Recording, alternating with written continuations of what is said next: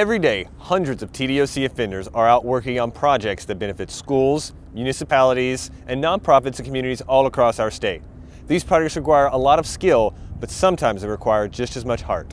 Jacob, he was a miracle for us, my wife and I, and he was born here in Johnson City in 1997.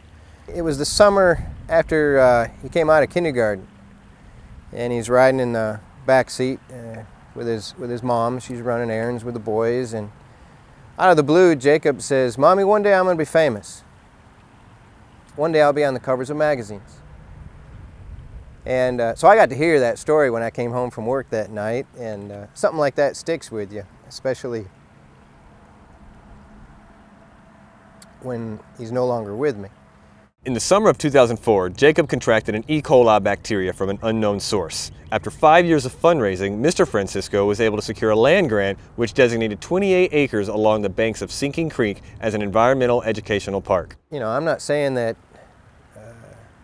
the bacteria that killed my son came from the creek, but it only makes sense to use his story to educate landowners and neighbors to get involved in this project and try and fix it. And somebody had mentioned reaching out to TDOC, and so I wrote a letter to Sgt Billy Williams at Carter County Work Camp. After hearing Jacob's story, Sgt. Williams and his service crew were eager to lend a hand. I'm a lawyer, and so I work with a lot of different people, and you know, I know good people make bad mistakes, and you know, they end up getting a sentence for it. But right away, he says they know why they're here, they're on board. And they were. The first day on the job, when the boss pulls in at the job, they've got a sign right there telling how this young man died, with the, you know, his memorial, and telling about be careful in the creek because of the E. coli and stuff like this. And it touched every one of us. I mean, like I say, about all of us have kids. You know, I'm away from my kid for a little while, okay? He's lost his kid for life. You know, if that don't touch you, you know, there's something wrong with you. It really touched every one of us, you know. When you come out here and you listen to the ripple of the creek and the croak of the frogs and the chirp of the birds, and you know that there was a 6-year-old that appreciated the same thing, it inspires people.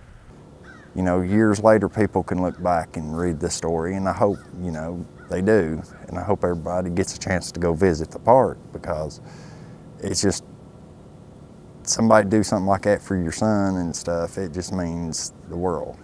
Going out and doing something like this, not just for the community, but in memory of a 6-year-old little boy that gave his life, you know, that lost his life for a senseless cause. If you've got any kind of pride in you at all, I'm proud of that bridge. That bridge turned out nice.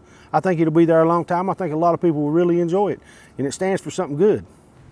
You know, as they built it, and I think every day I come out here, I get excited. It's like, wow, guys, you know, this is awesome. For me, I hope people can learn from it and enjoy the park and understand, let the park mean to them what it means to me. You know, he said he was going to be famous one day. And if he can save someone's life, he'll be famous. And I won't have to talk about what happened to Jacob, and I won't have to swallow this lump in my throat. And you can see I still get emotional, but it's not so much pain, it's pride. These are, they're not all painful tears. It's something I'm proud of. Proud of my son.